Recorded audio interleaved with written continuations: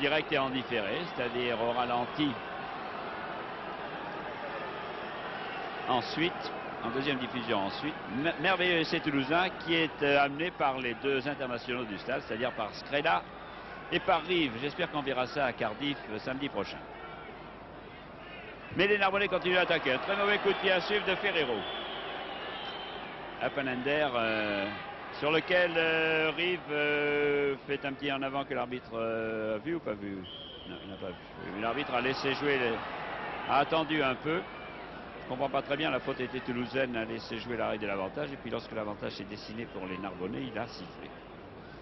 Ça arrive. Il faut pas toujours chercher à comprendre dans la vie. Et le rugby, c'est de la vie en tranches saignantes que l'on vous sert sur les terrains et sur les écrans. La mêlée pour Narbonne, introduction de Ferrero. Pariès manque. Pariès réussit à échapper au mauvais plaquage de Galland, le demi d'ouverture. Et Chic fait un en avant sur lequel Galland donne un petit coup de pied. On laisse jouer, oui, l'arbitre va siffler. Non, l'arbitre continue à laisser jouer. Gabernet a repris ce ballon et contre-attaque de ses 22. Et Gabernet, qui possède un très long coup de pied, va chercher une touche lointaine. Le rebond est favorable à Dumas. Dumas ne fait rien de génial. Il fait ce qu'on attend de lui, c'est-à-dire il donne un petit coup de pied de dégagement aux 50 mètres. Vous voyez que c'est un jeu qui n'est pas palpitant, disons, qui n'est pas construit, qui n'est pas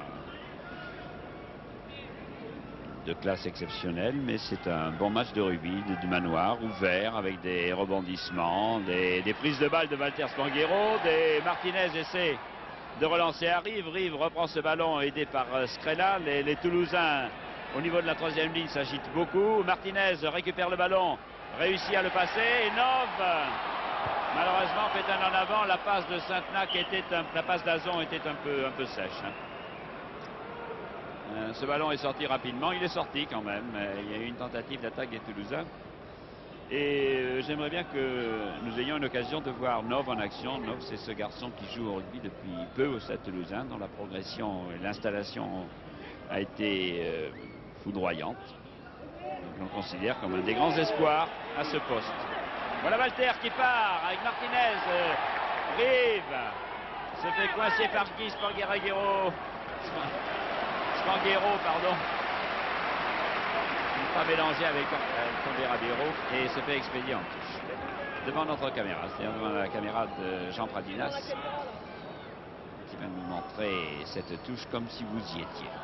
Elle est jouée par Canaguier, c'est Claude Spanghero qui a sauté, bien sauté, c'est Vial qui vient le relayer et c'est Scrella qui est allé charger Benacloy qui a dégagé.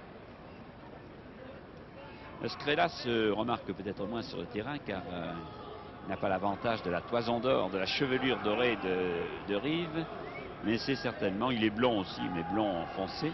Il vient de reprendre place derrière Rive dans la ligne de Toulouse. C'est certainement un des plus grands troisième lignes que la France ait connu. C'est Claude Spanghero qui a sauté. Et Chic qui contre-attaque. Le 3 carrés là, il s'enfonce dans le paquet des avants, c'est peut-être pas une très bonne idée.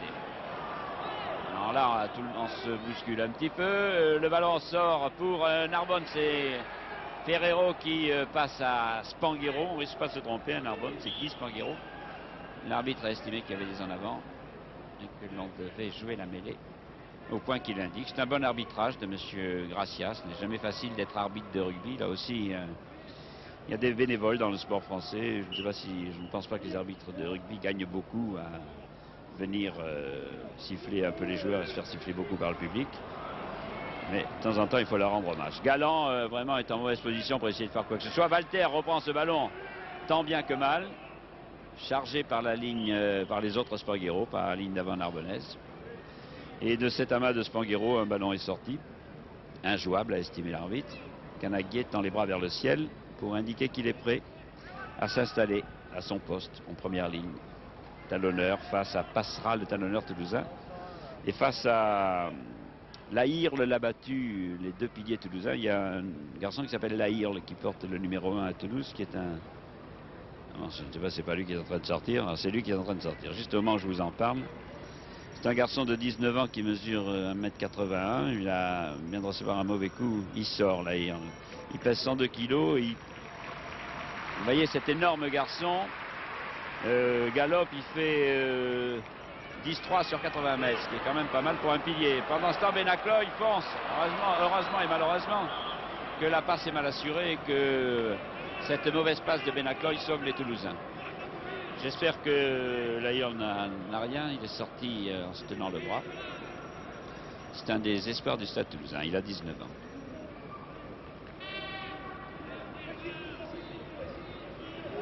Dans le camp toulousain.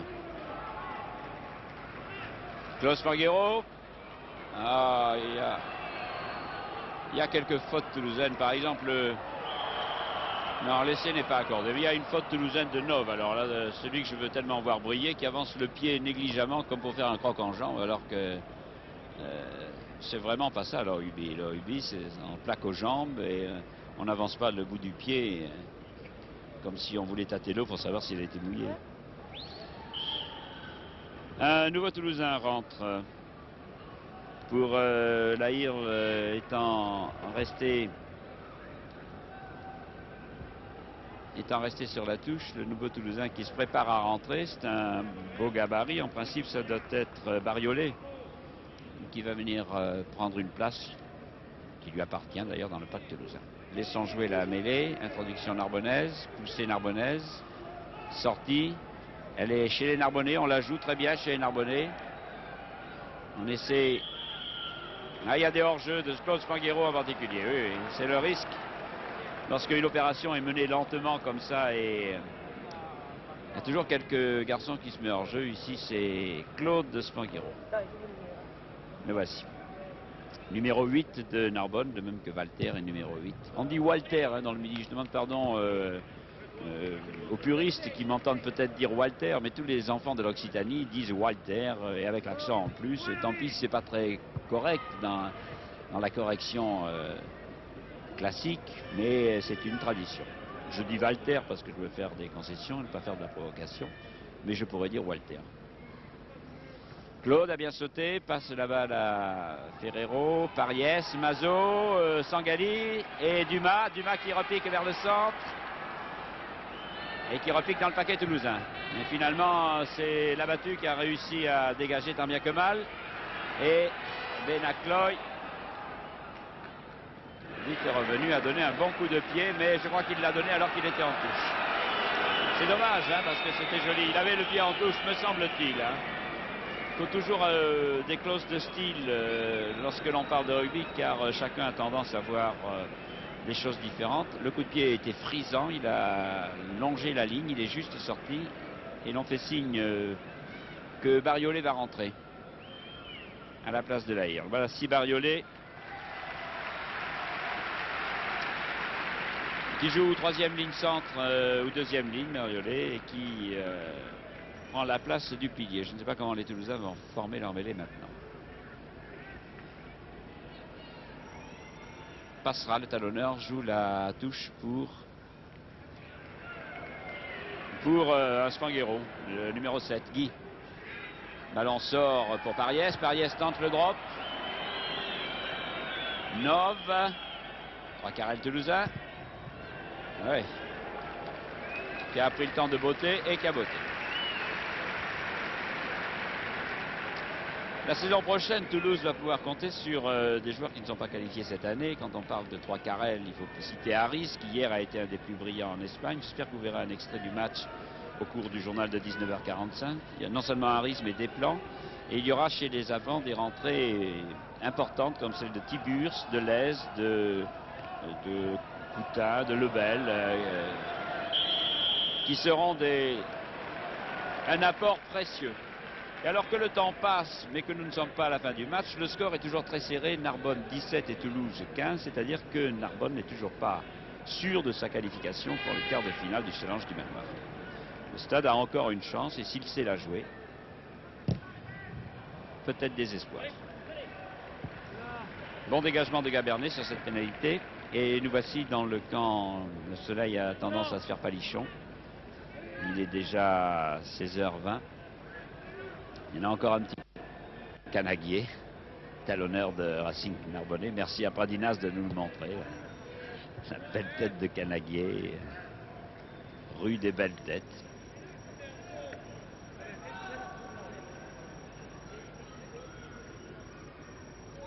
Et c'est Toulouse qui saute. Je ne sais pas, mais je ne trouve pas que Claude Spanghero soit très efficace dans les touches. Ah, il y a quelques chocs là, alors je dirais qu'il est normal qu'il y ait des chocs, mais il y en a. Et Rive prend des coups, il se tient un petit peu la côte en se relevant, mais enfin, il semble que l'épaule de Rive tienne. La ligne Scrella, vous avez aperçu, Rive, Claude Spanghero. Touche par les Toulousains, passera. Bariolé en fin de touche, c'est Claude Spanghero qui a pris le ballon. Et le ballon sort, côté fermé par Ferrero. Gavernet est à la réception. Donne un coup de pied à suivre. Il a raison parce que son couloir était limité. Pariès fait un magnifique en avant. Magnifique en avant. Parce qu'il y a l'en avant douteux, il y a l'en avant minable, mais ça c'est le bel en avant. Bel en avant bien net, vrai en avant. C'est une démonstration d'en avant qui nous a été faite par Pariès. Là, il n'y a pas de doute. La poussée d'Arbonnais toujours plus forte et le ballon sort mal quand il sort pour Toulouse. Il faut que ce soit Walter Escrella associé avec Rive en relais qui essaie de porter le jeu dans le camp d'Arbonnais. Le ballon ressort pour Galland, le demi d'ouverture toulousain qui va se recoller alors dans le paquet d'avant où il n'a rien à faire cependant qu'un Toulousain reste allongé sur le tapis là-bas. Et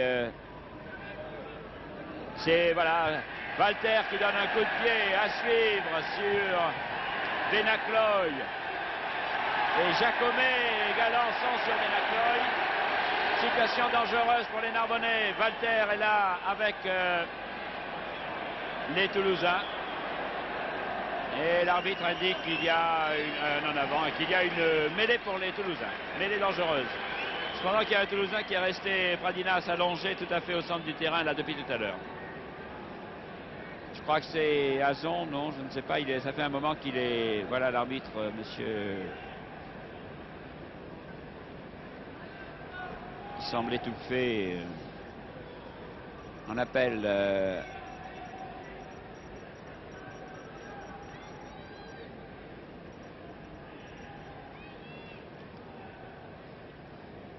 Ça fait un moment qu'il est sur le terrain, là, toute la partie, toutes les.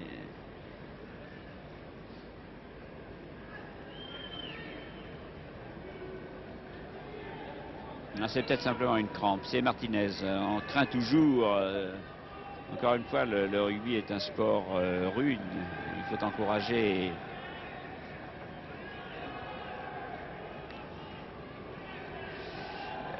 Tous les jeunes gens à pratiquer le rugby, mais il faut qu'il y ait de temps en temps aussi quelques ennuis comme celui-là. J'arrête tout de suite car on me dit que le tiercé est prêt à partir et je demande à André Théron de prendre le relais sans plus tarder alors que Martinez se relève. À vous André Théron. Georges, merci. Eh bien, nous sommes en effet au Auteuil pour le départ du tiercé dans 3 secondes, 2 secondes, 1 seconde. Et bravo, ils sont partis. Et c'est double fil qui prend la tête, mais provisoirement, je pense. Porto Rafti est là également. Porto Rafti à l'extérieur, Prince du Pin, c'est-à-dire à gauche sur votre écran. Ne soyons pas superstitieux, nous allons avoir 13 obstacles à franchir sur un parcours long de 3600 mètres. C'est un steeplechase. Vous voyez le premier obstacle de ce parcours. Ce steeplechase s'appelle le prix Troyton. Le favori de la course est le numéro 10, Porto Rafti à 2,5. Nous aurons l'occasion, voici le saut de la double barrière, nous aurons l'occasion au cours de ce steeple de vous donner les cotes des concurrents. La double barrière franchie, nous nous dirigeons dans le tournant de Passy sous la conduite de Prince du Pin à l'extérieur et puis surtout à la corde de Petit Louis, de Pandavas, l'un des deux concurrents Quetil et de double fil. Pandavas et Petit Louis, l'écurie Quetil, sont à 4 contre 1, c'est dire qu'ils sont second favoris de la course en raison de leur très bonne prestation dans un récent tiercé. Nous sautons maintenant le Bullfinch, toujours en tête double fil avec Pandavas très allant. Yori Thomas n'est pas loin, contrairement à son habitude. À droite sur votre écran, nous avons Prince du Pin et légèrement, très légèrement retrait, Penny Quick, Royal Ski, Porto Rafti Petit Louis en 7-8e position et Misset. En queue de peloton, nous avons des séries, 72 kg. Mon Dieu, c'est assez normal, 72 kg, c'est très lourd.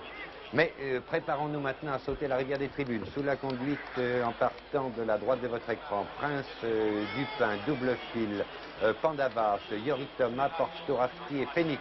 Saut de la rivière des tribunes. Tout s'est bien passé. En dernière position, nous trouvons Desséry et Degas. Mais la course n'est pas finie. Il nous reste encore environ 3000 mètres, oui, 2900 mètres à parcourir. Là est du pavillon maintenant, toujours en tête, double fil, Yorick Thomas très allant, Prince Dupin, Fenwick et n'oublions pas Porto Rafti le favori. Royal Ski a l'air légèrement en difficulté, il rétrograde en 6e position, mais faisons-lui encore confiance, il nous reste à sauter les terribles obstacles d'en face, et notamment le Railway Fence, que l'on a coutume d'appeler le juge de paix. Ce qui laisse à penser que les juges de paix sont des gens très sévères. Nous abordons donc maintenant la ligne d'en face, un petit peloton très groupé. Voici le passage de la banquette avec double fil, Royal Ski qui est revenu, Prince Dupin, Yorick Thomas, Fenwick, Porto Rafti. Et puis voici Misset qui se rapproche et également Degas. Degas en 7e, 8e position sur votre écran. C'est une casaque jaune à toque rouge. Le saut du Relditch, 3 concurrents de front, Prince Dupin, double fil et Royal Ski. Voici le Relditch. Oui, Fenwick, légère faute en 4e position, il rétrograde, passe 5e, soin Porto Rafti, bien maintenant 4e, Yorick Thomas, 6e, et que Degas est un peu sur l'expectative en 7e position. Le saut du nouvel Open Ditch avec une chute, celle de Royal Ski, ce qui laisse en tête Prince Dupin.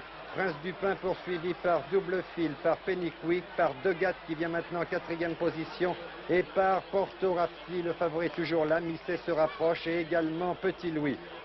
Dernier obstacle de la ligne d'en face, dernier tournant, entrée du dernier tournant avec Prince Dupin en tête, Porto Rafti, Degas, tout cela très groupé. Degas vient maintenant en seconde position derrière Prince Dupin, il ne reste plus que 2 obstacles à franchir. Nous allons retrouver les chevaux qui se sont cachés derrière les arbres du dernier tournant. Les voici. Les voici, attention, 2 obstacles à franchir. Saut de la double barrière avec Prince Dupin et Degas qui sautent pratiquement sur la même ligne. Degas en tête maintenant. Degas, Prince Dupin, Porto Rafti et Misset qui se rapproche à l'extérieur. Degas n'a plus qu'un obstacle à franchir pour gagner. Oui, voilà qui est fait.